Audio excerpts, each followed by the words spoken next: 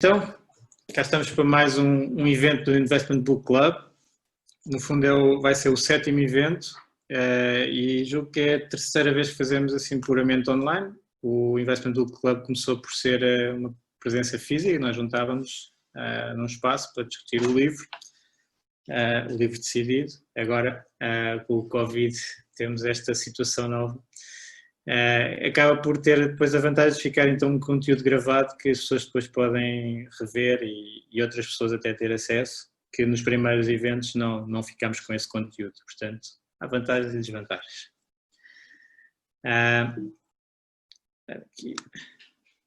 O Investment Book Club, então, é um clube de livros e de leitura que se foca em investimentos. Estes últimos livros têm sido mais, já vou mostrar os livros que temos discutido, têm sido mais até de personal finance, finanças pessoais, do que propriamente de investimentos, mas estão muito relacionados os dois conceitos. E isto é feito enquadrado na CFA Society Portugal, que é uma sociedade integrada no CFA Institute. O CFA Institute acaba por ser quase como uma ordem mundial de analistas financeiros. Começa por ser um curso bastante exigente, também tem um código de ética que os profissionais do CFA têm que cumprir e portanto, como está aqui, a missão do CFA é conduzir a profissão de investimento, estabelecendo os mais elevados padrões de ética, educação e excelência profissional para benefício último da sociedade, portanto, para melhorar tudo o que tem a ver com poupança, investimento, para se conseguir crescimento e riqueza a nível da sociedade em geral. Aqui o que nós queremos fazer é apoiar-nos nos conhecimentos de quem já tem muita experiência de investimentos e normalmente coloca em livros essa experiência, detalha, dá conselhos e nós apoiando-nos disso conseguimos depois ter melhores resultados, não estar a aprender tudo de início. Os livros que nós já fizemos, que falámos, portanto o Intelligent Investor foi o primeiro que eu apresentei, e do Benjamin Graham, que é um dos pais deste instituto, do CFA Institute, criou a Sociedade de Analistas Financeiros de Nova Iorque, e depois também o Raul apresentou a seguir o livro Security Analysis, que é mais um livro de estudo, que também dele, e do David Dodd, era o curso que eles davam na Universidade de Colômbia. Depois o Manuel apresentou o Common Stocks and Uncommon Profits, do Philip Fisher, um dos livros que é considerado a bíblia do investimento em crescimento, Growth Investing. O Pedro apresentou depois, e este já foi um evento online, o Little Book of Common Sense Investing, que é o livro, pelo menos o autor mais importante de Index Investing, portanto de investir através de índices, de Passive Investing. E o último livro então é da área de finanças pessoais, Rich Dad Poor Dad, que eu apresentei em julho, do Kiyosaki, e que normalmente é o livro que mais pessoas identificam como o seu ponto de partida por se interessarem na área de investimento e poupança e investimento e atingir a liberdade financeira. Agora, o livro mais votado para as férias, que é verdade, espero que tenham tido boas férias, foi o Money Master the Game, que é um livro que eu andei a carregá-lo, é grandote, portanto, 600 páginas, não sei, já vou fazer o survey habitual de quem é que leu, quem é que não leu, mas um livro bastante completo sobre esta área de finanças pessoais e também a apresentar grandes investidores, já vamos entrar em maior detalhe, mas só sobre o autor. É um autor um pouco incomum para nós estarmos a falar aqui dos analistas financeiros. Ele não é analista financeiro, não é um investidor, é mais um coach, um empresário, um motivador, faz eventos e portanto, tenta transformar a vida das pessoas. E uma das áreas de coaching mais importantes, há muitas importantes, mas uma das que é referida é a parte financeira. Portanto, nós temos várias áreas da vida, de saúde, financeira, relacionamentos, parte amorosa, parte de crescimento pessoal mesmo, várias áreas, e esta área financeira foi uma que ele acabou por dedicar aqui a este livro, certamente com a ajuda de pessoas mais envolvidas na área, mas ele também já tem um património bastante grande e, portanto, também é um investidor, de certeza, com alguma experiência. Então, vamos à primeira questão. Por acaso, acho que tem que sair aqui, que é a questão habitual, que é quem é que leu o livro? E eu não consigo votar. Não consegues votar porque estás como co-host. Tá bem. Eu também não consigo, felizmente, não é? Então, pronto, já temos aqui alguns votos. Se calhar as outras pessoas que não estão a conseguir votar somos nós, não sei. Devo ir à parte do polling? Desculpa? Desculpa, Luís. Devo ir à secção do polling? Não te apareceu no ecrã? Não. Ok, Não? apareceu. Eu estou Acho que usando não. o podcast, desculpa. Ok, acho que normalmente aparece. Eu é que agora tenho que fechar para vos aparecer os resultados. Share, é isto assim. Então agora consegui ver os resultados. Portanto, a maior parte das pessoas até ainda não leu, portanto isto vai ser um bocado um preview, que também é bom para depois a pessoa ir logo focada às áreas que se calhar interessa mais e até ler com outro detalhe essas áreas. Algumas pessoas, quase 40%, leram tudo e há uma que está quase a acabar. Portanto, é este o panorama do livro neste momento. Vou voltar aqui à apresentação. Ok. Então, vamos entrar no livro e a proposta de valor é assim, bastante apelativa. Lá está, esta área de motivação também tem esta parte de marketing bastante interessante. Nós, na área financeira mais pura, se calhar é mais seca. Aqui é mais chamar, pronto, as pessoas a este projeto financeiro, digamos assim, e acaba por às vezes exagerar um pouco, não é? Que nós também temos noção disso, mas também torna-se mais apelativo e tenta simplificar a linguagem.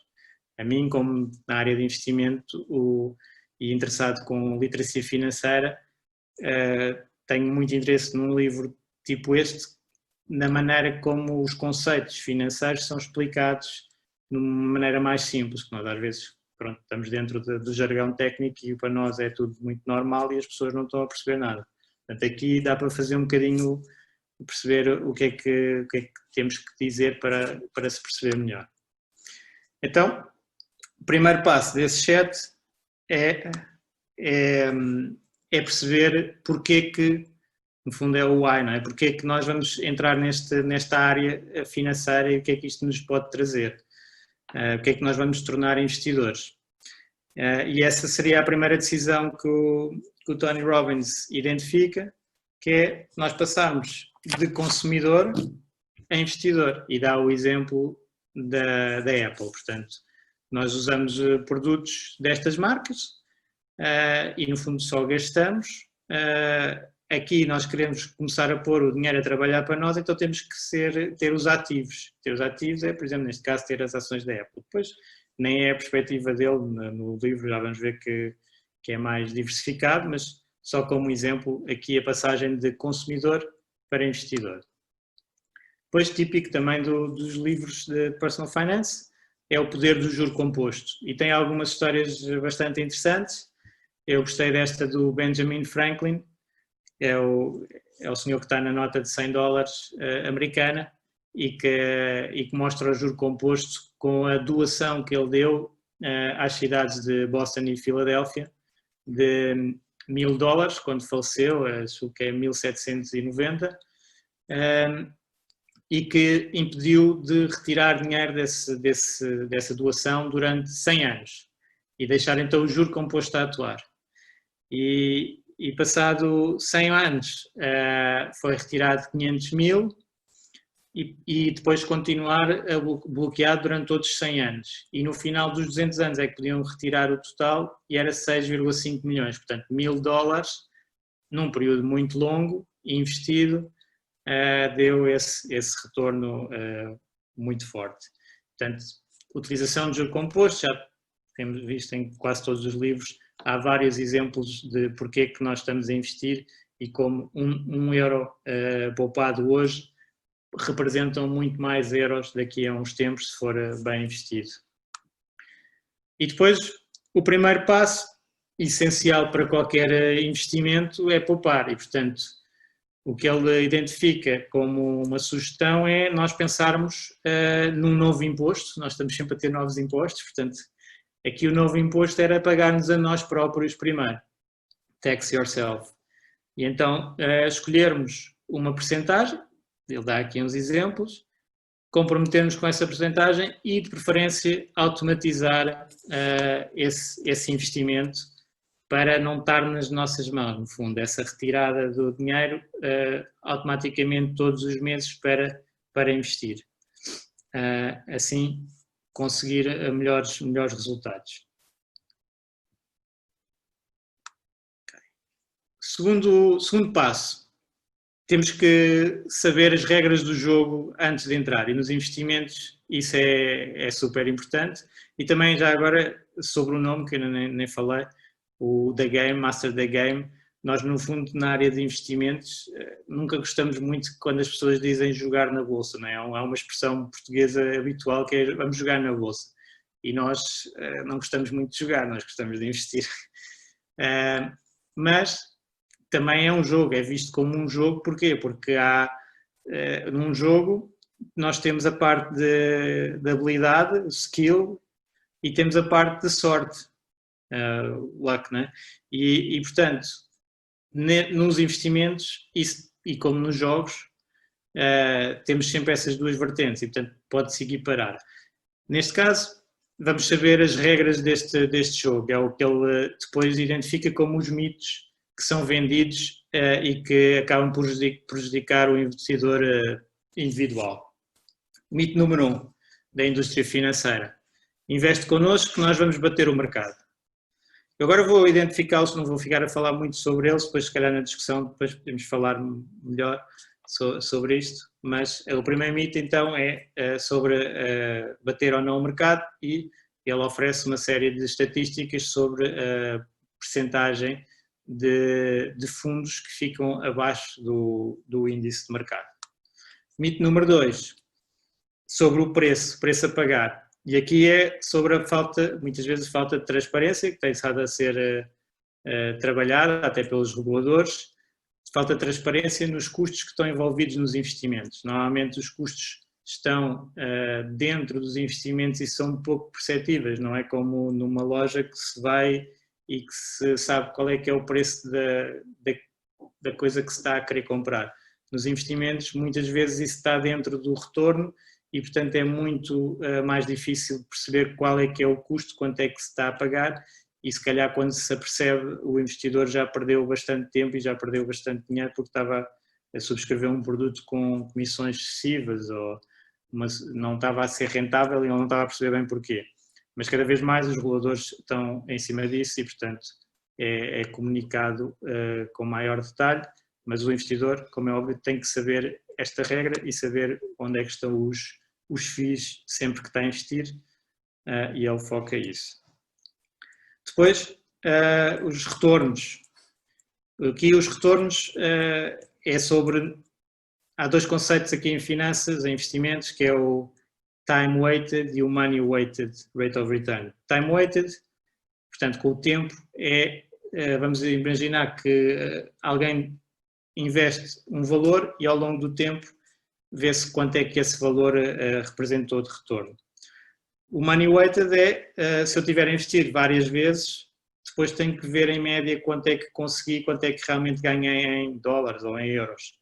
E efetivamente as pessoas muitas vezes olham e o que é promovido é o time weighted, que é o retorno simples em percentagem de um valor entregue há uns tempos atrás, e o que a pessoa recebe efetivamente é o outro.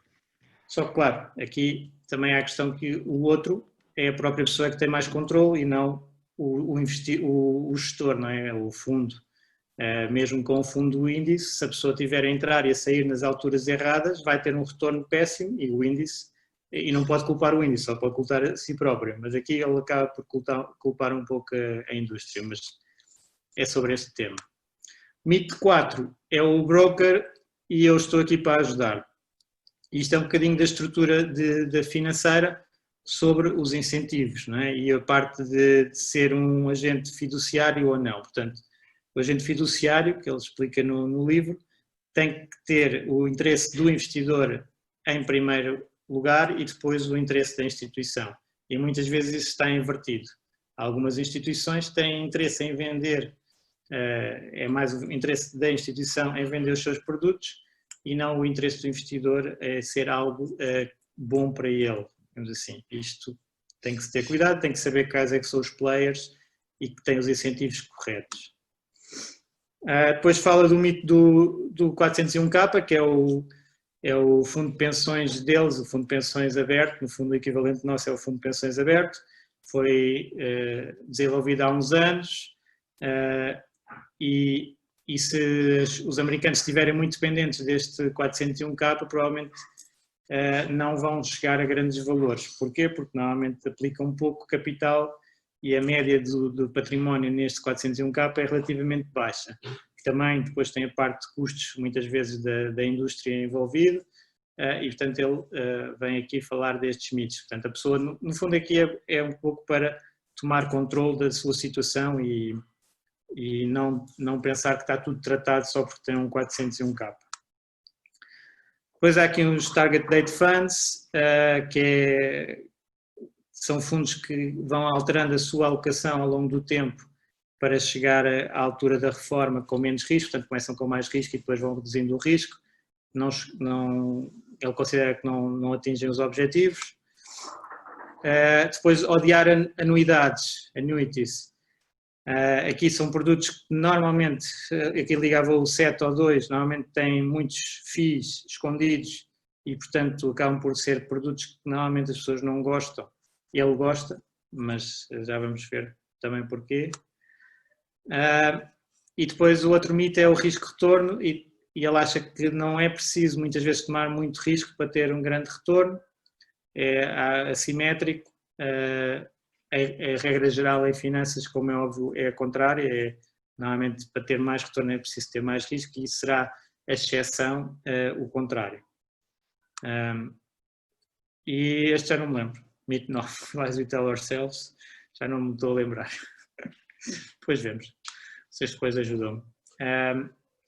Passo 3, e aqui muito da parte de coaching é colocar uns números e definir objetivos. E na parte financeira também. E ele até define aqui 5 níveis de independência financeira, digamos assim. 5 níveis, vão desde a Financial Security, que é nós temos os ativos a pagar as nossas despesas fixas, tipo renda da casa ou a prestação da casa, e partes assim mesmo que nós temos que pagar sempre. Depois a Financial Vitality é já ter algumas das despesas variáveis que nós normalmente temos, mas começarem a ser pagas pelos nossos ativos em 50%. A independência financeira, então, é aquela fase em que os nossos ativos estão a pagar todas as nossas despesas, o estilo de vida atual. Mas depois ainda põe mais 2 níveis. Financial Freedom, que é ainda ter ativos a pagar extras para o nosso estilo de vida. E o Absolute Financial Freedom é que não temos qualquer tipo de restrição. E aqui a mensagem importante que ele coloca é quantificar isto e ver exatamente quais é que são os valores para cada caso, que é para depois nós termos um objetivo e assim conseguimos trabalhar para o objetivo e termos uma probabilidade muito maior de atingir o objetivo, qualquer que ele seja destes. Depois, passo 4, a decisão mais crítica em termos de investimentos, asset allocation. E aqui ele põe três baldes, 3 buckets. Segurança. Nesse da segurança, nós vamos colocar cash, obrigações, certificados de depósito, nós não temos isso, mas pronto. A própria casa, a reforma, a pensão de reforma, as tais anuidades garantidas pela seguradora, seguro de vida e também coloca produtos estruturados. Produtos estruturados que tenham garantia de capital, claro. No segundo bucket temos a parte de risco e crescimento. Portanto, o que ele diz aqui que é engraçado e é certo, o risco é certo, o crescimento não sabemos. Não é? Portanto, nós quando investimos em ativos com risco, eles podem crescer e podem não crescer. O risco é exatamente isso. Se fosse ganhar muito sem risco, então não havia risco, como é óbvio. E aqui o que é que nós pomos? Ações, obrigações high yield, portanto aquelas com ratings mais baixos, imobiliário, portanto não a nossa casa, mas investimentos em imobiliário, vai para a parte de risco e crescimento, especialmente aqui, diria quando tem leverage envolvido, não é? Portanto endividamento para comprar imobiliário. Depois as matérias-primas, commodities, que têm grandes flutuações, investimento em moedas, os colecionáveis e, outra vez, os produtos estruturados, porque os produtos estruturados podem ser feitos de maneira garantida ou com vários níveis de perda, até perda total, portanto, podem estar de um lado ou do outro. E depois faz um balde final que é de sonho e de um bocadinho, aqui não tanto em termos dos ativos que ele coloca lá, porque nem define ativos para colocar, mas mais em termos de orçamentação, a pessoa não se restringir tanto para atingir, por exemplo, a independência financeira, que nem gasta em coisas que realmente lhe dão prazer. Portanto, ele, em termos de orçamentação, aconselha a colocar uma parte em segurança, uma parte em crescimento, de acordo com o seu perfil de risco da pessoa, e depois uma parte também para fazer aquelas coisas de sonho que a pessoa quer gastar. Este passo 5 é aquele passo também acaba sendo mais polémico, não é? Que é ter upside sem ter downside. Normalmente em finanças isso é um alerta, não é muito normal, mas o que ele foca aqui, importante também, é tentar não perder, não é? Porque quando nós arriscamos demasiado o nosso capital e perdemos, depois para recuperar é muito complicado. E ele tem esta tabela de as perdas que nós temos, depois quanto é que temos que compensar. E se nós tivermos o foco então em tentar minimizar as perdas, estamos muito mais perto de atingir bons resultados. Vamos imaginar que nós sofremos uma perda de 20%, para recuperar a totalidade do capital vamos ter que crescer 25% daí. Mas se em vez de perder 20%, se eu tiver uma alocação com muito mais risco e perder 50%, então para eu voltar dos 50% para os 100%, vou ter que valorizar 100%. Portanto, fica muito mais difícil e, portanto, aqui o foco no drawdown é importante. Depois apresenta aquilo que ele está sempre a falar no livro, e que é o portfólio do Ray Dalio All Seasons, que vem do All Weather que ele tem no Hedge Fund, e aqui fez um All Seasons para este livro. Pronto, explicou assim uma receita de investimento, em que coloca 30% em ações, depois cerca de 55% em obrigações e 15% em commodities e ouro. Portanto, uma divisão que visa proteger nos períodos negativos e mesmo assim ter bom retorno nos períodos positivos. O que é certo é que este portfólio, fazendo os resultados para trás, tinha tido uma performance espetacular até esta data, 2014, quando foi lançado o livro, e entretanto também tem tido bons resultados. Claro que beneficia imenso da descida de taxas de juros das obrigações, que tem feito com que esta parte, que é significativa, tenha valorizado e que tenha até compensado ter pouca exposição a ações. Já agora, neste caso, o portfólio em 2008, que ele foca-se muito em 2008, portanto este livro é de 2014, portanto é na ressaca da crise financeira, teria caído 4% contra o mercado. Quem tivesse mais ações, 100% de ações, tinha tido, portanto, se for em período anual, 34% de queda, se for do máximo até ao mínimo, cerca de 55%, e este portfólio no pior ano, portanto será comparável com o 30 e tal, caiu 4%. porque na altura as obrigações valorizaram quando as ações desvalorizaram. Depois, nesta ótica de upside sem downside, ele vem outra vez focar as annuities, portanto anuidades, que são produtos das seguradoras, em que nós entregamos à seguradora um montante e a seguradora compromete-se a pagar-nos mensalmente um certo valor. Pode ser ajustado à inflação, pode não ser, mas é um valor fixo e, portanto, assim conseguimos uma grande garantia de rendimento para a frente. Claro que isto tem um custo bastante grande, que é o retorno que não vamos ter dos mercados financeiros. Portanto, a seguradora vai ter, vai ficar com esse retorno e vai nos dar uma parte. Portanto, mas garantimos um valor. Depois os produtos estruturados, que também consegue ser feito de maneira que exista uma garantia de capital e depois, usando opções, ter alguma exposição ao crescimento no futuro. É uma das ideias que ele gosta mais, pelo que diz no livro. E o risco fica, claro, do banco de investimento que está a produzir o estruturado, também fica aí um pouco do risco. E são produtos, estes dois, que tipicamente têm bastantes comissões da minha experiência e que, portanto, vão um bocadinho contra o início de ter cuidado com os FIIs, se calhar estão mais escondidos e para ele não está tão visível. Mas depois ele faz um ataque à regra dos 4%, que é uma regra bastante querida aqui do Grupo de Independência Financeira.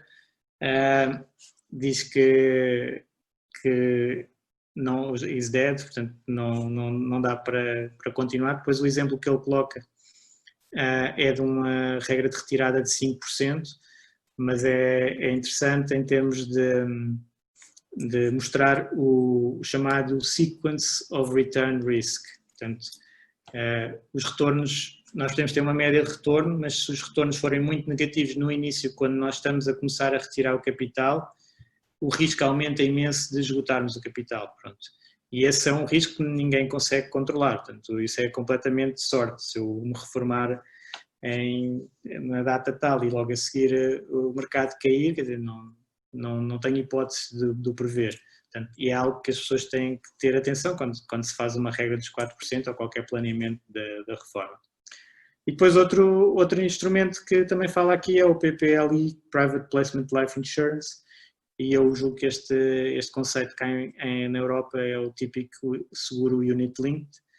Ele mostra aqui para High Net Worth Individuals, portanto, pessoas com bastante capital.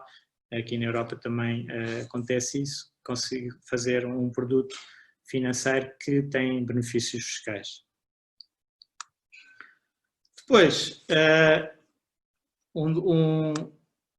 um ponto importante deste livro, estou só aqui a passar, eu fico com o ecrã tapado, é mostrar como é que os 0.001 investem os bilionários e algumas histórias e entrevistas, há um capítulo sobre isso, e é um bocadinho aquele conceito de aprender com quem fez. Claro que os conselhos de bilionários às vezes não se aplicam muito bem ao cidadão comum, mas as questões também são feitas no sentido de o que é que eles aconselhariam ao cidadão comum e como é que pode ajudar, e acaba por ser entrevistas interessantes. Tem aqui vários nomes conhecidos, e depois ele também faz um resumo um bocadinho dos principais conceitos que eles dão às pessoas. E o primeiro é evitar perder. Portanto, o foco dos grandes investidores tipicamente não é o retorno, é o risco. Começa-se pelo risco e depois o retorno. Portanto, ter muita atenção a isso para não perder aquele conceito para depois recuperar vai ser bastante difícil, portanto convém ter muita atenção ao downside, quanto é que eu estou a expor e saber que não estou a expor, claro, património que eu posso precisar e dentro do horizonte temporal, todas aquelas questões que nós sabemos de finanças pessoais. E depois tentar encontrar payoffs assimétricos, ou seja, eu tentar encontrar situações de mercado em que eu arrisco 1 para ganhar 5. Portanto, para eu poder falhar, porque todos sabemos que falhamos imenso a fazer investimentos, todos estes investidores falharam imenso a fazer investimentos, e tem que sobreviver e ganhar. E isso faz com ganhar bastante, uma das maneiras, ganhar bastante quando se acerta e muito mais do que quando se falha. Portanto, tentar perder pouco e ganhar muito nas apostas, portanto, o tal risco-retorno assimétrico. Depois, tentar antecipar, que é aquela parte mais difícil, antecipar o que é que vai acontecer e ao mesmo tempo diversificar para, mesmo não aconteça aquilo que nós estamos a prever, não perder muito. Portanto, voltamos sempre um bocado ao mesmo conceito, aqui é muito de proteção de downside e isto somente quando os ativos já estão. Portanto, há um bocadinho a ideia de para crescer, para tornar o nosso bolo maior, muitas vezes estes investidores correram grandes riscos, depois para manter têm que diversificar e equilibrar. E depois estar sempre a aprender, nunca se parar de aprender, nunca se parar de adaptar. Eu diria até muitos destes investidores alteraram fortemente o seu estilo de investimento. Aqui parece o Warren Buffett, que ele nem sequer chegou a entrevistar, pronto, é um bocadinho metido aqui à pressão, mas por exemplo o Warren Buffett deixou de fazer basicamente value investing e fazer compounding de grandes empresas, a grandes marcas, e alterou completamente o seu estilo de investimento, tal como outros, que vão adaptando ao que está a acontecer e não ficam muito agarrados ao que disseram no passado e ao que fizeram no passado. Depois o sétimo passo e o último está dividido em três partes. Portanto, primeiro é fazer e é pensar, mentalizar. Isto é um bocadinho daquela área de coaching do Tony Robbins. Mentalizar e visualizar o resultado final e começar a ter chamado massive action para atingir esses objetivos. Depois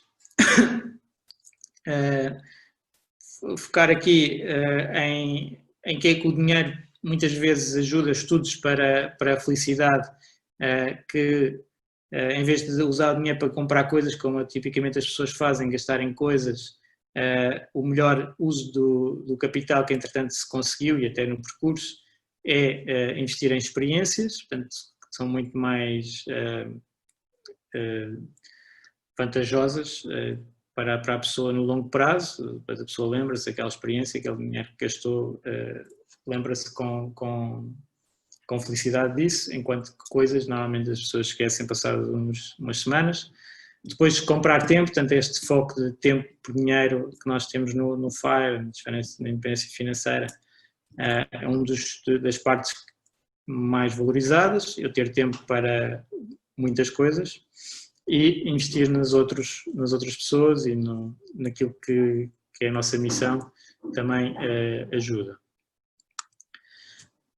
E depois nessa parte de partilha, tem aqui esta frase que normalmente é atribuída ao Churchill e ele também atribuiu, mas já vi que não é, mas é boa. We make a living by what we get, we make a life by what we give. Portanto, este foco de partilha, pronto, a pessoa atinge os objetivos e tenta ajudar os outros também a atingir, e isso é extremamente benéfico. Portanto, estes são os 7 passos para atingir então aqueles objetivos, quer se coloque a segurança financeira, a independência financeira ou até a liberdade financeira completa. E aqui o foco que eu diria para concluir é educar as pessoas, saberem o que é que estão a fazer nesta área, portanto aprender muito, porque isso vai ter benefícios, não vão ser rápidos os benefícios, porque isto do juro composto tem essa característica, os primeiros anos são sempre muito pouco, o capital, qualquer simulação que se faça de capital cresce pouco no princípio e depois cresce exponencial no fim, portanto isto demora e tem que se ter persistência, disciplina, mas aqui a ideia é dominar o master money ou o dinheiro vai dominar-nos a nós, portanto dominar a nossa vida. Tinha aqui... Agora tinha aqui outra pergunta. Vou pôr outra pergunta que é a avaliação do livro. Nós também costumamos fazer e a ver que nota é que dão a este livro, quem leu, obviamente, depois de...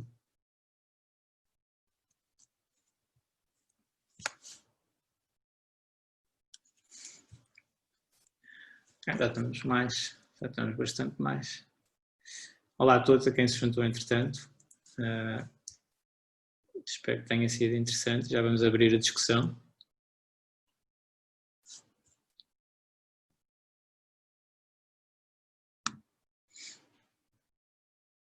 Aqui dá mais só um bocadinho. Se calhar outras pessoas também não chegaram ainda a ler, portanto eu vou fechar aqui esta pergunta e partilhar os resultados. Portanto, a nota, o mais votado foi 3-4, portanto a maior parte das pessoas, entre os livros que nós já fizemos, acho que é o que tem o pior resultado, mas mesmo assim um resultado positivo. E vamos seguir.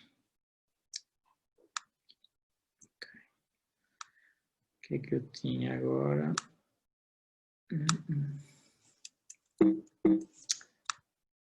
Sim, agora.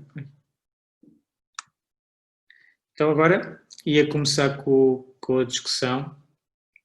Depois ainda tenho aqui, se calhar ainda lanço aqui umas perguntas também. Já agora, só do livro. Só vou parar. E depois ajuda a discussão.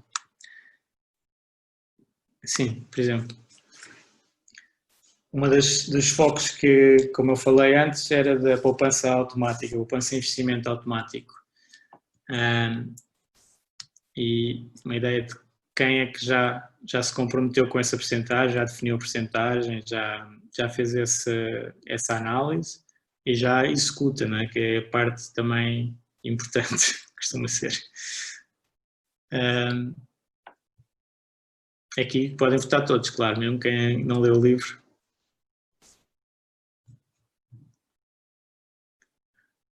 Pronto, já está bastante. Vou parar. E, portanto, este primeiro passo já está dado por 73% da audiência.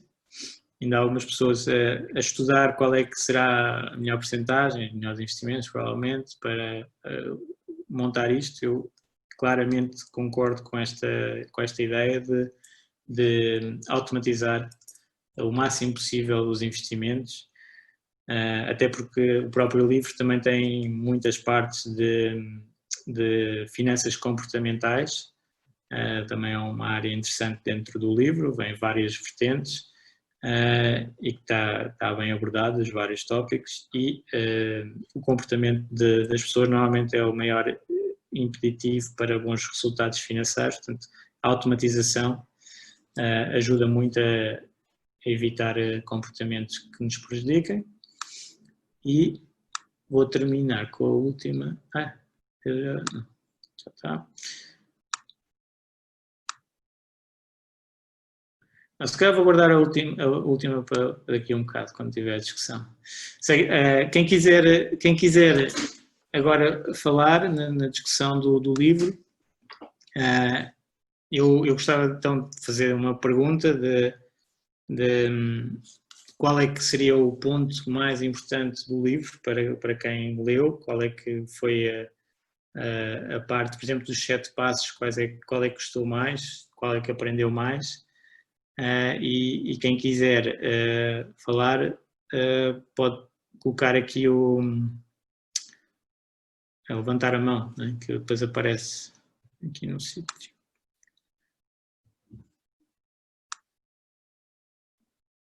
Ninguém quer participar. Luís, tens aí uma questão no chat. Está no chat. Então, a primeira questão é, Ivo,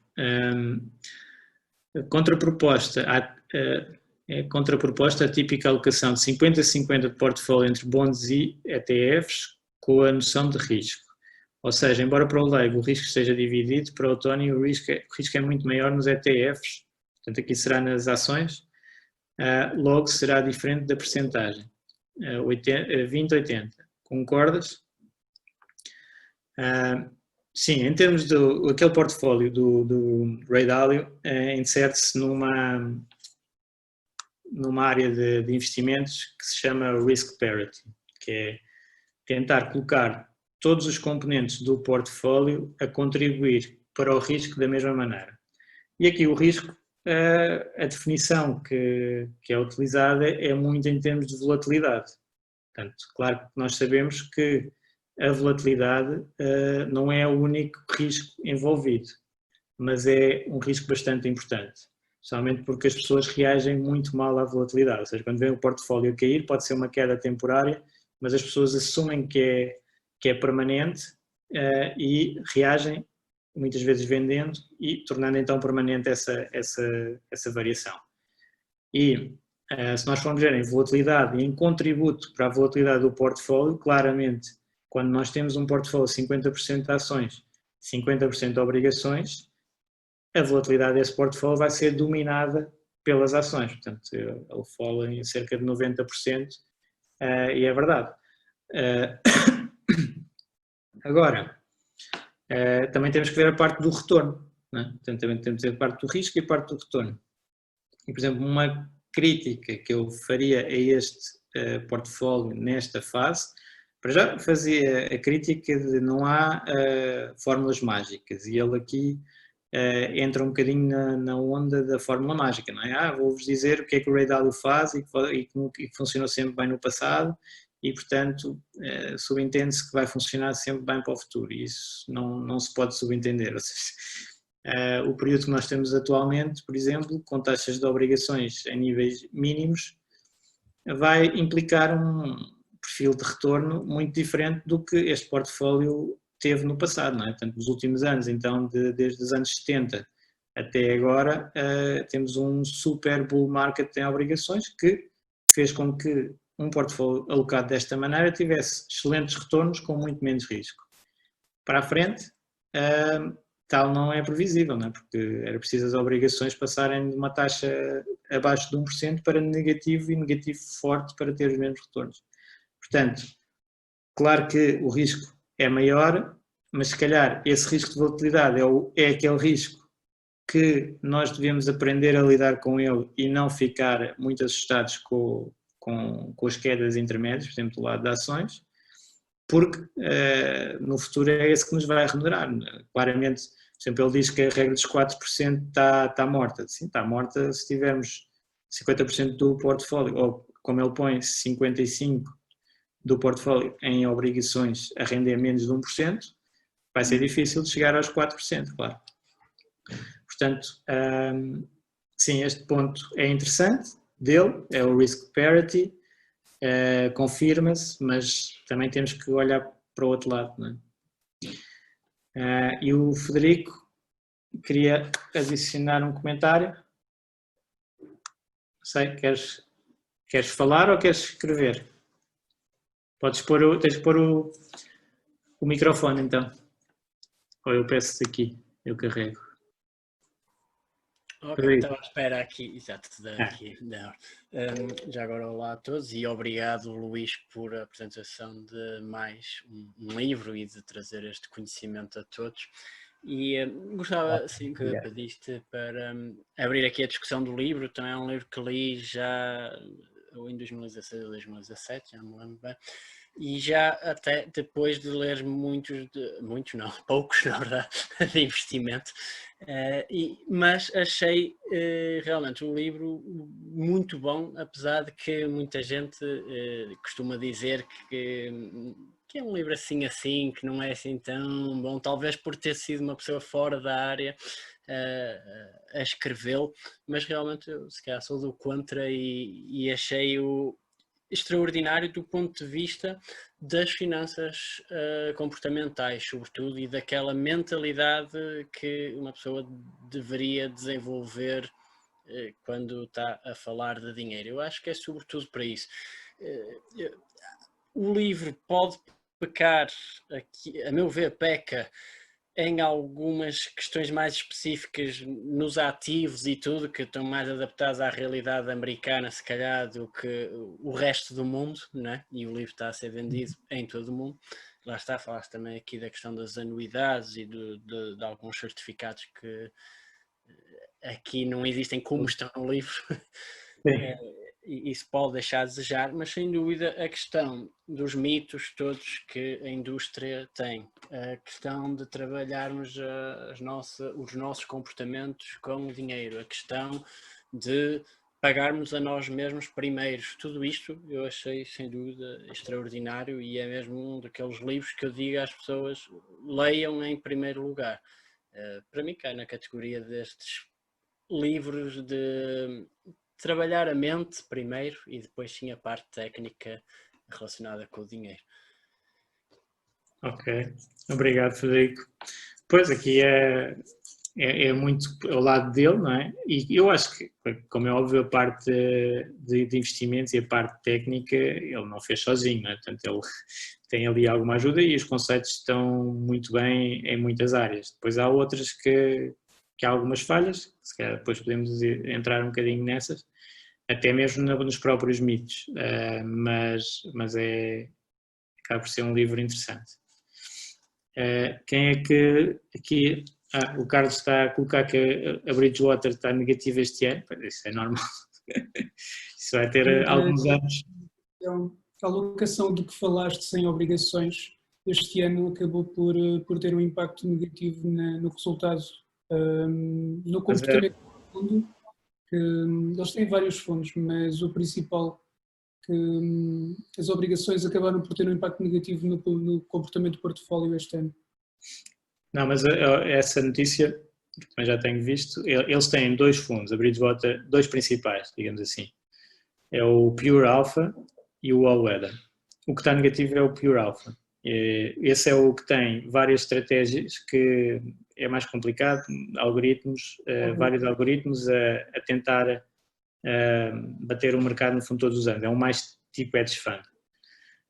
E esse tem tido agora maus resultados nos últimos tempos. O All Weather deve estar muito bem este ano com as obrigações, porque estas obrigações de longo prazo valorizaram este ano, porque houve o Covid, portanto já, as taxas americanas já eram consideradas baixas, quando estavam a cerca de 3%, mas o corte de taxas do Fed para zero fez com que as obrigações a 10 anos, por exemplo, americanas estejam neste momento a 60 BP, 0,6%.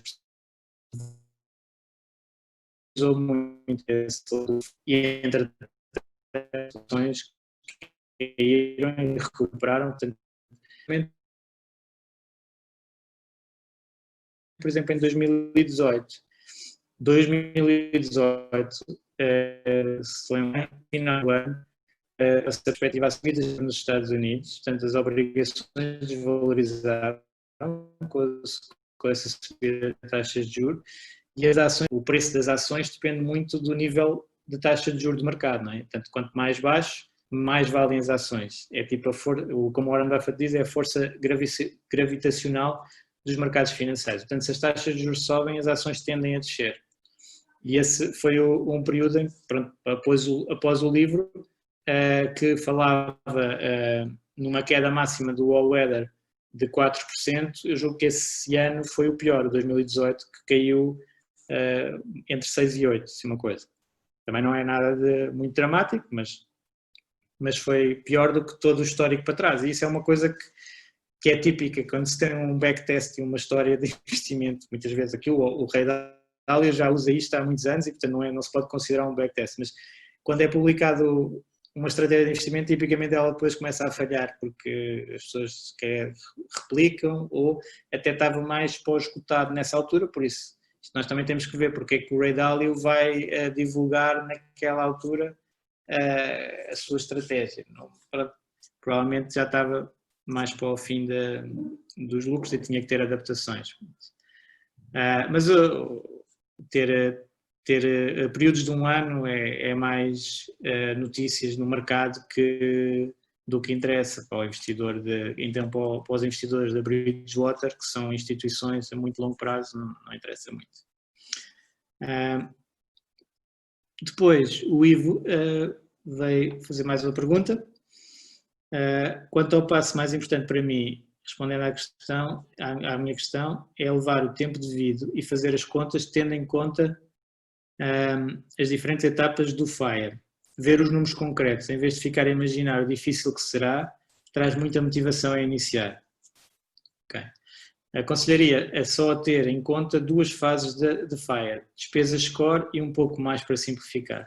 Sim, acho que aqui também nós temos que simplificar um pouco, e é aquela parte de começar a atuar, não é? Começar a investir, não vamos também fazer todas as contas e continhas, porque senão nunca mais avançamos. Portanto, se calhar é mais fácil às vezes até colocar logo algo em movimento que depois se consiga ajustar com a experiência, porque nós aprendemos imenso com a experiência. Estes investidores estão a investir, sabem investir porque já falharam muitas vezes, não é? E mesmo no livro, o próprio Ray Dalio, acho que é o Ray Dalio que está a falar nessa parte, que é investidores que até são muito especializados numa área, há lá vários que são assim, já viram os seus portfólios perder 50% a 70%, que as ações já fizeram isso algumas vezes, o imobiliário também, conforme a alavancagem, alguns até estouram. Depois, commodities também, há bull markets e bear markets nessa área, portanto, e todos já se habituaram a falhar e a aprender e a ajustar e a não ter problemas com isso. Mas a simplificação do processo ajuda muito, não é? Portanto, aquelas fases se calhar são excessivas, também concordo. Se calhar é melhor fazer como estás a dizer, parte core, segurança, financial security, como ele identifica, fundamental, e depois um bocadinho mais. E até o que eu gosto muito no caminho é que a pessoa vai ganhando graus de liberdade ao longo do tempo, portanto não fica de repente livre, financeiramente livre, vai ficando e portanto vai ganhando graus de liberdade e depois às vezes eles acumulam uns nos outros e dá para dar grandes saltos, né? Se por exemplo tiverem as finanças muito controladas e algum capital de parte e vejo uma boa oportunidade de negócio, se calhar posso avançar para essa e antes nem sequer era possível, não é? Nem podia sonhar com isso. Portanto, há estas partes, nem se sabe o que é que vem a seguir, mas ir acumulando ajuda muito. Aqui o Frederico também diz que resumiria a 3. Já agora, quais é que eram os 3? Seria independência financeira, por isso assegurar todas as despesas desculpa, eu pus 3 era 2 e liberdade financeira, que para mim já é o que engloba alguns luxos, como ele diz ali, não é? Para mim o levar como é que ele dizia, o 5º nível Sim, é o último, até nem sabes o que é que has de fazer basicamente. Pois, a já máquina está mais está 10 luxos. Não sei. Já agora ia focar um bocadinho agora na crítica positiva e negativa ao livro, se calhar umas notas que eu pus aqui, pronto, para até lançar a discussão, se calhar depois vocês pegam melhor nisso. Eu, a parte positiva, coloquei a transformação da linguagem financeira em linguagem mais acessível. Isso acho que é ótimo, porque assim mais pessoas se podem interessar pelo tema e começar a fazer o seu percurso.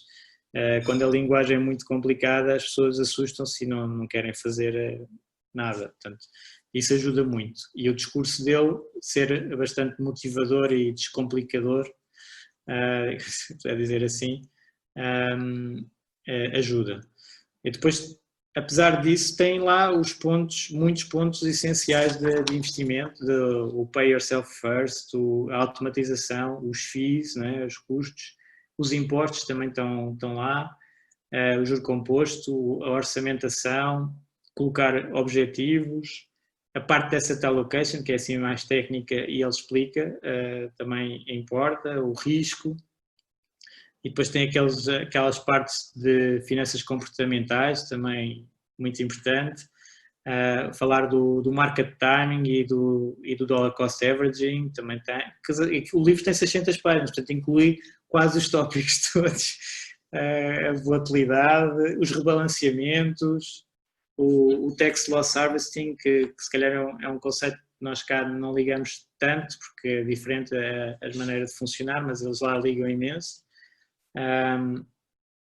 Aquele também mais complexo de retirada de rendimentos e da sequência de retornos poder nos prejudicar, está lá isso tudo.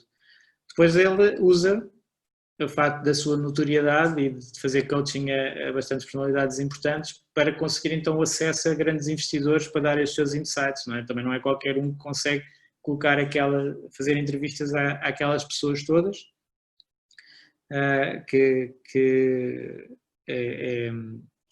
tem bastante valor.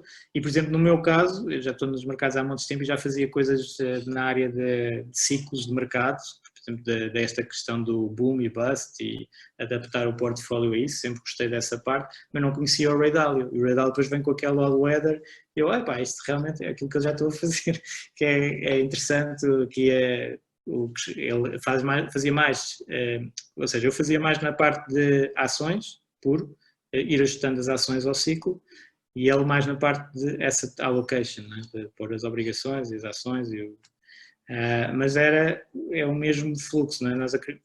Os ciclos são sempre importantes. E depois aquela parte de ele explicar porque que um broker e um Registered Investment Advisor são diferentes nos Estados Unidos, isto é uma grande polémica, e na Europa também há bastante. Ele explica bastante bem e isso mantém-se, não é? Portanto, nós temos ainda situações, o mercado está segmentado e situações em que há um objetivo de venda e situações em que há independência no aconselhamento, portanto, e essa convém estar muito claro. Portanto, os conflitos de interesse nos mercados financeiros e em todos os mercados também, são super importantes. Também quando vou, sei lá, arranjar o carro, também sei que há conflitos de interesse com a reparação ou com o médico e os medicamentos, pronto, há em montes de áreas há isto. Convém estar mais claro, pronto, e ele fala também disso. Depois também há críticas, já agora vou fazer as críticas ao livro e portanto, uma crítica que é estar sempre a prometer no livro que vai falar a seguir de uma coisa espetacular, isso é uma coisa que eu não gosto muito, pronto, acho que é de marketing, mas para mim é um bocadinho demais, mas também eu percebo que há uma diferença cultural entre portugueses e americanos nesta ótica das vendas e do marketing. Para eles é muito mais normal isto do que para nós ficamos logo assim. E depois é a parte que ele explica os interesses da indústria financeira, mas não explica os dele. E ele também tem, não é? E todos estes autores também têm, não é? Quem está a fazer até normalmente as propostas de investimento até com fundos índice e ETFs, não sei o quê, depois tem o seu advisor que só trabalha nessa área e também vende palestras e também vende cursos e, portanto, há uma série de áreas. E aqui também o Tony Robbins também faz, no fundo, product placement de uma série de instituições que nós vamos vendo ao longo do livro, não é?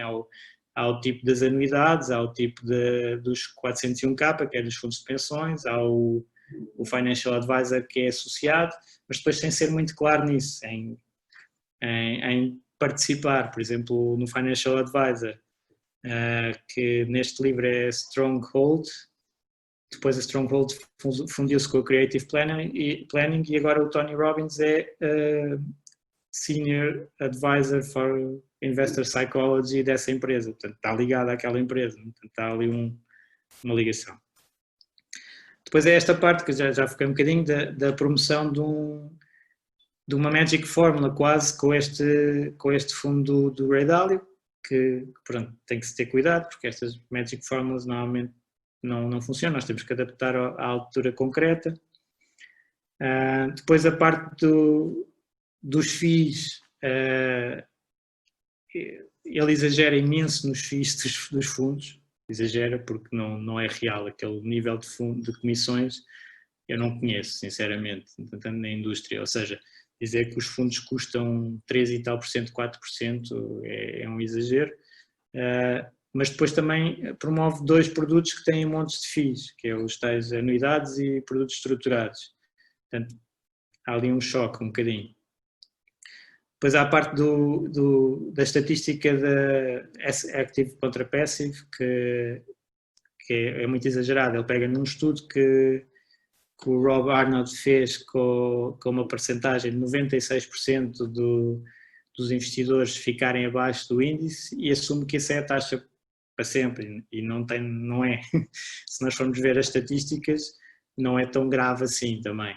Para já, parte do princípio que as pessoas, quando vão para comprar um fundo, acham que vão bater o mercado 100%, mas isso nunca seria lógico, não é? No máximo, se o mercado for constituído por montes de gestores, nós vamos estar uma taxa de 50-50, né? Portanto, partimos do 50-50, não é do 0, não, ou do 100% vão bater o índice, não, 50% vão, 50% não vão. E depois a estatística que mostra para mercados mais desenvolvidos é cerca de 80% num período longo, tipo 10 anos. Portanto, 80% dos gestores vão ficar abaixo do índice e é um ponto forte para utilizar índices, mas é bastante diferente de 96%. E 20% baterem o índice, se calhar já é um número bastante significativo, dado que existem 7.000 fundos ou assim uma coisa. Portanto, há muitos fundos que batem, não é assim uma coisa, uma raridade, não é como ir aos Jogos Olímpicos, ou seja, é muito mais fácil bater o mercado do que ir aos Jogos Olímpicos, e há pessoas que vão aos Jogos Olímpicos. Mas depois, ainda por cima, o foco é isso, mas depois também tem um capítulo de bilionários, tipo a exceção. Ninguém bate, mas depois tem lá um monte, tem vários a mostrar, e esses é como se fossem, não sei como é que é de explicar,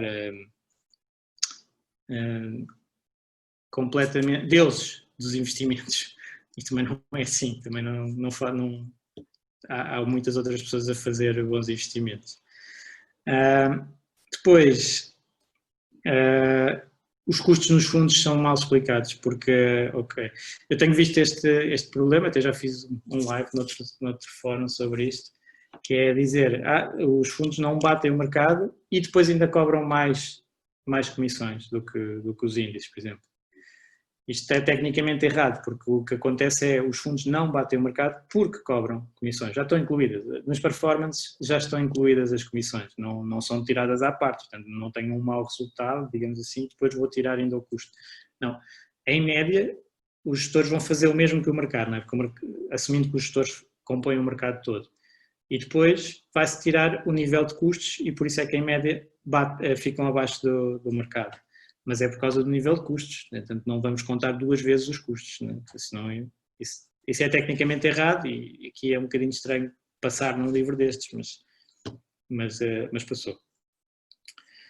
E depois aquela parte que eu até já falei num mito que atribui à indústria dos fundos o comportamento irracional do investidor típico, que é o investidor que até está no livro também, por exemplo o Peter Lynch bateu o mercado fortemente durante quase 2 décadas e o estudo do investidor médio perdeu. Porquê? Porque entrava quando o Peter Lynch estava a ganhar e parecia nas estatísticas que tinha ganho imenso aquele fundo e os investidores entram e depois há quedas normais do mercado e saem nessa altura. E, portanto, o retorno efetivamente da pessoa é abaixo do fundo, mas isso não é um truque de marketing da indústria. O investidor é que se prejudica a ele próprio. Portanto, aqui, se calhar às vezes estaria melhor se tivesse a pagar um advisor, por exemplo, para o manter no caminho certo. Portanto, ia poupar imenso. E há estudos que mostram isso, por exemplo, também esse estudo não é falado, até a própria Vanguard tem estudos sobre o impacto que os investidores que estão na plataforma da Vanguard, com fundos índice, né, obtêm de trabalhar com alguém com experiência. Portanto, eles estimam isso em 1 a 3% de retorno anual, portanto, se calhar bem acima dos custos dessa situação. E depois há sempre a parte, que se calhar aqui em Portugal então é mais dramática, que é a alternativa a ter fundos, muitas vezes não é ter o fundo índice, é o que as pessoas escolhem. As pessoas escolhem é não ter investimentos e isso aí é muito pior. E claro, tem que haver alguém, isso é um trabalho da indústria e muitos custos de marketing para chegar às pessoas e dizer-lhes, olha, tem isto para investir e convinha e fazer educação, e isso pronto, tem custos. E a alternativa então muitas vezes é não se chegar a investir e portanto ter o dinheiro neste momento, por exemplo, parado no banco a render zero. Portanto, às vezes é melhor, claro, o conselho de analisar os custos e as rentabilidades e as estratégias é sempre 100% de acordo. Agora, é normal haver algum custo e, portanto, se calhar o principal custo é não investir muitas vezes, em vez de ser um custo de investimento. Não sei, agora falei muito outra vez. Peço desculpa. Mas não sei se querem discutir esta parte das críticas positivas e negativas ao livro e estes tópicos. Alguém tem... está aqui. Uma questão. Para o comum dos mortais, como é que podemos satisfazer as 2 regras de ouro do livro? Sim, eu posso explicar melhor. Portanto, já ia falar inglês. Bem, isto já é muito switching context. Pronto, uma das 2 regras é não perder dinheiro e a outra é, como é que era? Arriscar, colocar 1 para ganhar 5. Arriscar pouco e ganhar muito. A questão é, para um comum dos mortais, um comum dos investidores como nós, que não fazemos estudos aprofundados sobre o estado da empresa, o cash flow, o balanço, tudo isso, e não fazemos sequer factor investing, como é que podemos fazer isto? Ou seja, nós vamos perder sempre dinheiro. Inicialmente, tudo bem, podemos não fazer market timing, podemos fazer timing da market, mas mesmo daqui a 30 anos, pronto, existe se calhar uma certeza que o mercado vai sempre subir, mas também não existe se calhar essa certeza, ou seja, porque o passado não implica o futuro, temos vários casos que mostram isso. Como é que poderemos arriscar pouco ou tão pouco para ganhar 5 vezes mais, por exemplo, como ele diz aqui? Pois, essa é bastante difícil até mesmo para os profissionais, não é? Isso seria super resultados e eu acho que é apresentado mais como um conceito. Se nós estivermos focados nisso, somos capazes de conseguir descobrir algumas coisas. Eu diria que se nós conseguirmos estar o standard no mercado, no longo prazo, fazer juro composto e ir aprendendo, podemos depois e não, portanto, também há uma parte de mentalidade, que é se eu assumir, é como o Ford diz, não é? Whether you think you can or you can't, you are right. Se eu assumir que eu não vou conseguir encontrar essas oportunidades, que elas não existem, que o mercado é super eficiente e, portanto, eu não vou encontrar, eu não vou encontrar. Pronto, não há hipótese. Essa não vou. Agora, se eu tiver alerta para isso e continuar a fazer, isto tem que ser 90% do tempo eu estou a fazer o standard, que é risco-retorno, alocação, diversificado e vou fazendo a acumulação, aquela parte. Mas estar a aprender de possíveis oportunidades assimétricas, então eu se calhar vou estar alerta e vou aproveitar. Eu só consigo lembrar, mas isto vai acontecendo, consigo lembrar de algumas no passado, que por exemplo eu acabei por aproveitar. Algumas situações de imobiliário, por exemplo, tu sabes aquela zona, tens estado a controlar mais ou menos os preços na zona e surge uma situação económica bastante difícil, por exemplo, como aconteceu há uns tempos cá em Portugal, e aproveitas, pronto, e aí pegas no capital e sabes que vais investir com um risco-retorno assimétrico. Ou, por exemplo, no passado também no fundo são as crises ajudam-nos nessa parte do risco assimétrico, é estar alerta para as crises. Como, por exemplo, as obrigações portuguesas e de empresas portuguesas nessa crise também começaram a pagar valores de taxa de juros, e se tu tivesse a análise feita a saber quais é que eram as sólidas e qual é que não estavas a arriscar muito, podias também aproveitar. Portanto, eu acho que é um bocadinho de mentalidade, é muito difícil, claro, e muito mais difícil para quem não está 100% no mercado, mas às vezes também quem está 100% no mercado está tão focado no dia-a-dia que nem as aproveita, nem aproveita essas oportunidades. E às vezes uma pessoa tem assim, pronto, um hobby bastante intensivo, aproveita melhor. Isso também, a minha experiência, acontece. Portanto, diria que é isto, é a parte de mentalidade e ir criando conhecimento técnico ao longo do tempo, se calhar aí não executando tanto, não é? Porque às tantas estás a ir, se estiveres a ir buscar coisas de alta rentabilidade potencial, em constância tens muito risco e vais perder, não é? Tem que ser de vez em quando estratégico. Certo, obrigado. Sim, isto também foi em todo de crítica, não é? Porque estes dois conceitos, ou estas duas regras, parecem ser assim um bocado tipo clichês, vá. Sim, mas há uma parte que é verdade, que é, isto não é, nos mercados financeiros as coisas não são lineares, não são 100% más, 100% boas, em todas as alturas são boas, tem assim uma parte que se pode aproveitar nos extremos, pronto. E é um bocadinho este conceito que ele também põe. Sim. Obrigado, Luís. Obrigado pela pergunta. A realidade americana, o Frederico não estou a perceber qual é que é o ponto aqui. Tinha a ver, na altura estava a falar das críticas, tinha a ver com as FIIs dos fundos que ele apresentava, a dizer que eram demasiado elevadas e eu perguntei logo, mas isso não poderão ser mais elevadas na maioria dos fundos lá do que cá. Sim, a parte americana tem algumas características que tornam isto mais favorável aos índices, pronto, claramente.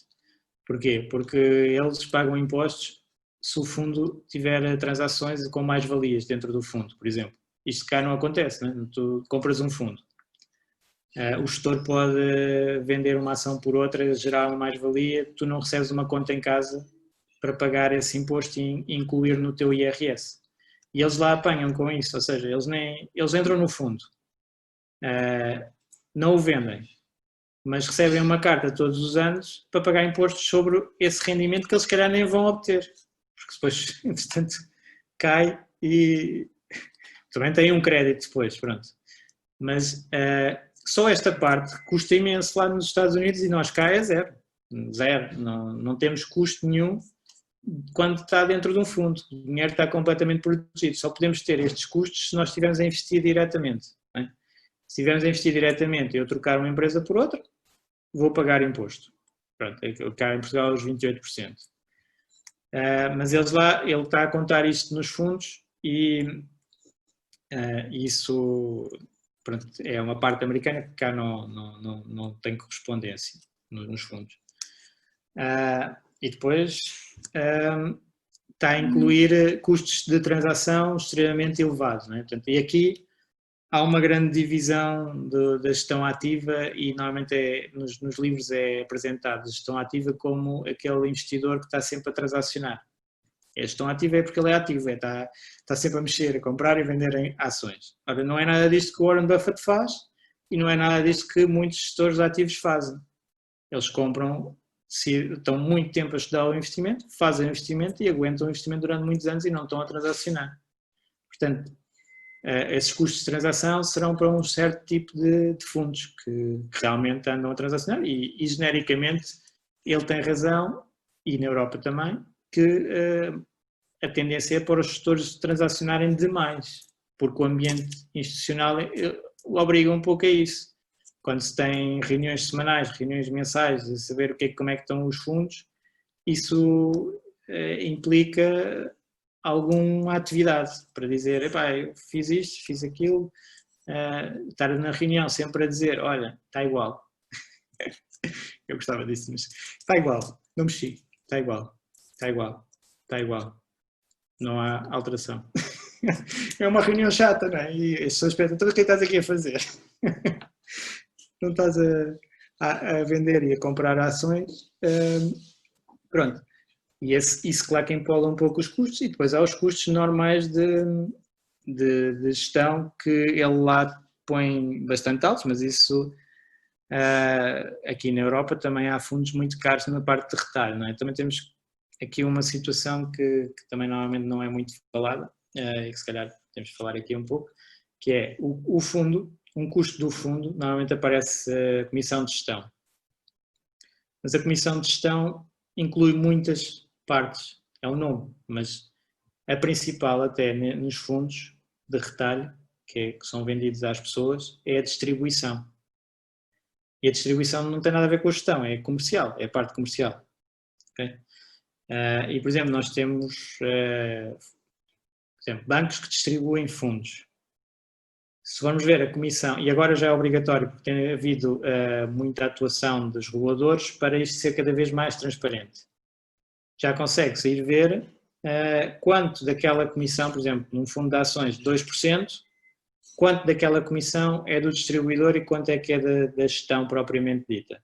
E da gestão, depois ainda há várias partes da gestão, a gestão financeira e a gestão administrativa. Mas, e a parte da distribuição é a maior. E aqui vamos dar o exemplo do 2%, 1,2%, qualquer coisa desse género, é para o banco que está a distribuir o fundo, não é da gestão. E os fundos, até na classe institucional, que é normalmente a classe que não tem nada disto da distribuição, não está disponível ao público em geral, está disponível só às instituições, e normalmente as instituições é porquê? Porque investem 1 milhão, 5 milhões, um valor significativo, a comissão de gestão anda se calhar pelos 0,5 no fundo. Já não é assim tão diferente do ETF e muitas vezes até a gestão é de 0,3 e 0,5. Depende da camada de distribuição. A camada de distribuição é um bocadinho, eu faço o exemplo, até no outro dia houve aqui um vídeo no CFA que falou dessa parte de distribuição. Pedro, ajuda-me aqui. Foi para o Brasil. Estava em o consultadoria para investimento. Consultoria para investimento. Sim. Que é o exemplo do supermercado, não é? Nós, quando vamos ao supermercado, nós compramos aquele bem. Tem um markup muito grande, uma margem de lucro da distribuição muito grande. Nós aqui o que está a acontecer com os fundos é isso. Mas é preciso chegar ao cliente final. Claro que a tecnologia tem estado a tornar esse chegar ao cliente final cada vez mais simples. Agora, em vez de eu ter que ir a um banco comprar um fundo, eu posso comprar diretamente online, se calhar, e portanto poupo essa comissão. Mas se eu quiser ir ao supermercado comprar a Coca-Cola, acho que foi o exemplo que foi dado com a Coca-Cola, claro que a Coca-Cola, se eu for à fábrica comprar a Coca-Cola, tem um preço. E se comprar 1 milhão de Coca-Colas, tem um preço. Se eu for ao supermercado comprar a Coca-Cola, tem outro preço. E isso depois ainda há o outro exemplo, que é, e se for num restaurante, ainda tem outro preço. Portanto, aqui nos fundos é um bocadinho assim também. Essa comissão tem a ver com a parte da distribuição, e a parte da distribuição, se for bem feita, tem a ver com até esta componente que nós estamos aqui a falar, que é de literacia financeira, que é explicar às pessoas porque é que devem ter aquele fundo, porque é que devem investir, porque é que convém, o que é que podem esperar dos mercados.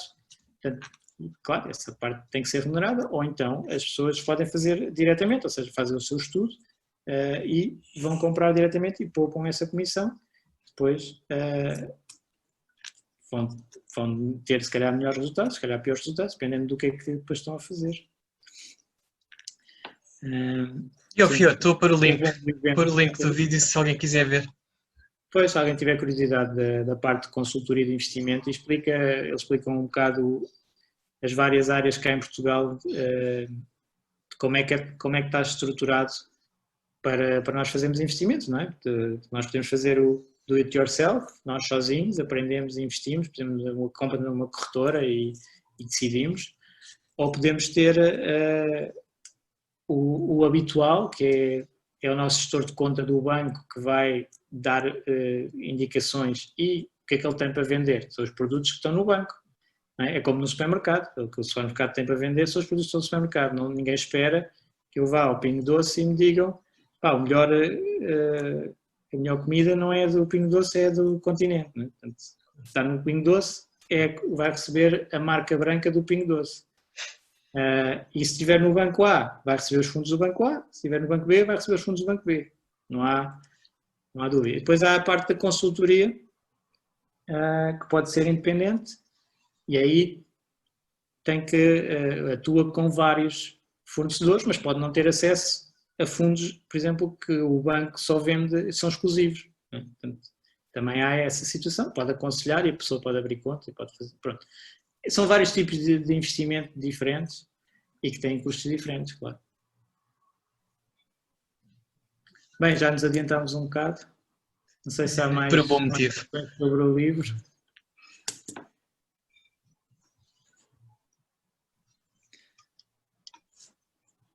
Está tudo. Então, pronto, em jeito de conclusão, temos aqui um livro que foca em 7 passos para chegar à liberdade financeira. O livro está bastante completo, não é? São 600 páginas de conteúdo e o conteúdo está um misto entre alguém da área de coaching e de desenvolvimento pessoal e uma das áreas é a área financeira. E de certeza que teve apoio de alguém de investimentos e estão lá muitos dos conceitos de investimentos e inclusivamente estão lá grandes investidores a dar os seus conselhos.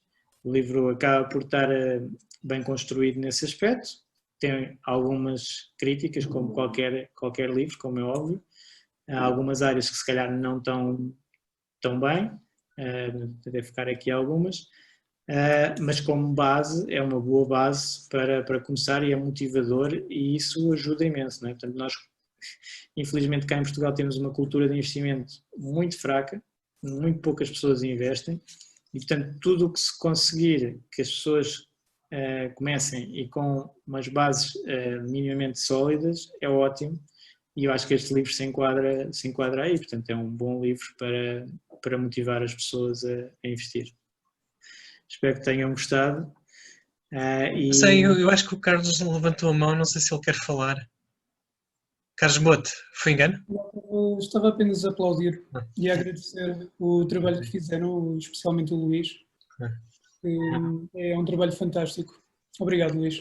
Obrigado, Carlos. Depois vamos lançar o próximo livro, tenho que ver se alguém se quiser voluntariar, eu gosto muito de fazer este trabalho, mas o conceito aqui era diversificar também, não é? Não é ser sempre a mesma pessoa. Portanto, se quiserem, depois mandem-me mensagens de propostas de livros e se calhar pomos assim, como habitualmente, à votação ou então avançar com o próximo livro. Portanto, avancem, também não é difícil, é apresentar aqui, depois há discussão. Eu ajudo também quem quiser avançar para outros livros. Tá? Então, obrigado a todos pela vossa presença. Já agora, só para acabar, nós vamos, esta sessão vai ficar disponível no nosso canal YouTube, portanto, para se quiserem rever ou enviar a alguém, vai estar disponível, ok? Ok. Pronto. Está aqui um livro, One Up on Wall Street, ok. O Pedro está aqui a recomendar. Mas é para apresentar ou não? Não, isso ainda não estou pronto para isso.